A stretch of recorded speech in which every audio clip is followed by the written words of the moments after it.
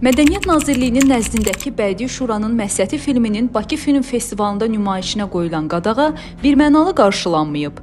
Rəsmi açıqlamada bildirilib ki, filmdə Məsəti Gəncəvinin obrazı təhrif olunur, etik normativ çərçivələr pozulur və şairənin ideya mənəvi irsi ilə ziddiyyət təşkil edən səhnələrə yer verilir. Filmə qoyulan qadağa nə dərəcədə doğrudur? Qlobal İnfoza danışan aktyor Kamran Yunis deyib ki, bu məsələ indi yaranmayıb. Son 20-30 ildə tədricən dərinləşən bir problemdir. Azərbaycanın dəyərli filmləri, atalar sözləri, bayatıları və digər mədəni nümunələri müxtəlif şoularda, komediyxanalarda, Bozbaş Pictures kimi layihələrdə təhrif edilərək qeyri-ciddi, yararsız formaya salınıb. Cəmiyyətin əxlaqi dəyərlərinin aşınması da məhz buradan başlayıb. Elə sırf Əbülfəz Qarayevin qızı olduğu üçün bu film qadağan olunmalı idi. Əgər o sabiq nazirin qızı olaraq bu hərəkəti edirsə, görün sıradan bir insan nələr eləyə bilər. Biz hələ çox əxlaqsızlıqlar görəcəyik.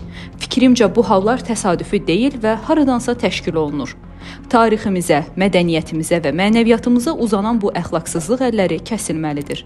Əks halda bu proses cəmiyyət üçün ciddi və xoşagəlməz fəsadlara yol açacaq. Qeyd eləyək ki, sözü gedən filmin rejissoru və ssenari müəllifi sabiq Mədəniyyət naziri Əbülfəz Qarayevin qızı Suad Qaradır. Statın sonu. Əziz izləyicilər, xəbərlərdən məlumat almaq üçün kanalımıza abunə ola bilərsiniz.